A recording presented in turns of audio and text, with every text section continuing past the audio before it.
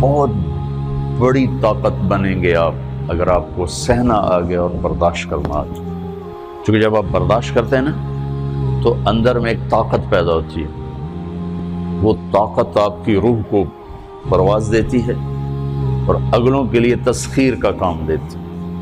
اور اگر آپ پھٹ گئے تو بم کے پھٹنے سے کیا ہوتا ہے؟ تباہی آتی. جب آپ پھٹیں گے یا میں پھٹوں گا تو معاشرے میں تباہی آ جائے گی. تو اس کے لیے آپ دو چیزوں کا اہتمام فرمائیں. ایک اپنی زبان کی حفاظت فرمائیں. آپ اس 400 کے معاشرے میں کوئی غیبت کرنے والا نہ ہو، کوئی جھوٹ بولنے والا نہ ہو، کوئی کسی کو طنز کرنے والا نہ ہو، تانا دینے والا نہ ہو. ایسی بات جو کسی کے دل پہ جا کے چوٹ مارے اس سے آپ اپنی زبان کو صاف کر لیں.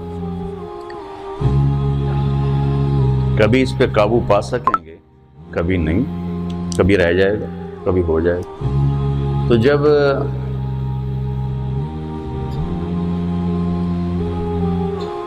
ہاتھ سے نکل جائے بات تو پھر اللہ نے ہمارے لیے توبہ کا دروازہ رکھا ہے.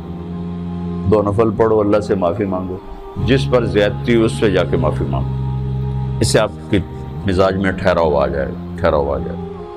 تو میں آپ سب سے یہ گزارش کرتا ہوں کہ اس معاشرے میں آپ اپنی زبان پہ قابو پانا سیکھیں. برائے میرا بہت فائدہ ہوگا. ایک زندگی گزری ہے، شام قریب ہے، تو پوری زندگی کے تجارب نچوڑ بھی اس میں شامل ہیں.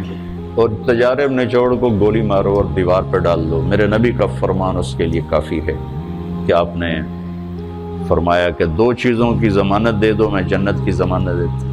ایک تمہارے جو 2 جبڑوں کے درمیان ہے، ایک تمہاری 2 ٹانگوں کے درمیان ہے، اسے پاک کر لو، میں جنت کا ضامن بن جاتا ہوں. اور معاذ بن جبل سے فرمایا کہ تمہیں پورے دین کا نچوڑ بتاؤں. کہ جی کیا؟ تو آپ نے اس حدیث کو میں نے پتہ نہیں ہزاروں لاکھوں دفعہ بیان کر دیا ہے اور ہر دفعہ بیان کیا ہے کہ اچھا یہ ایسے کر کے کیوں فرمایا؟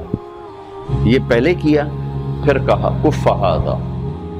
اور کہا کس کو ہے؟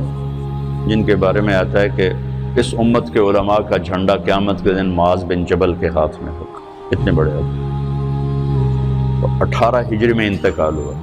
1434 ہجری میں اردن گیا تو ان کی قبر سے خوشبو آ رہی تھی. 1400 سال گزر گیا، ان کی قبر سے خوشبو کا آنا بند نہیں ہوا. اتنے بڑے آدمی کو کیسے سمجھایا؟ بچے کی طرح. معاذ اس زبان کے قابو. تو آپ سب کو، اپنے آپ کو بھی کہتے ہیں،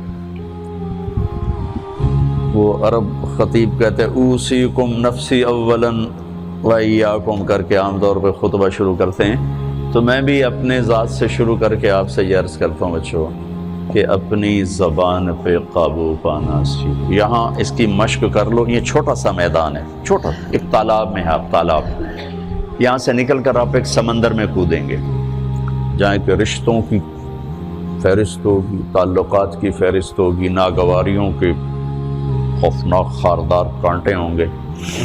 کہیں کہیں پھول ملیں گے ورنہ کانٹوں سے بھرا جہان ہے. اگر آپ نے یہاں پریکٹس کر لی تو پھر آپ اس میدان میں جا کر انتہائی خوبصورت معاشرے کا فرد بن جائیں.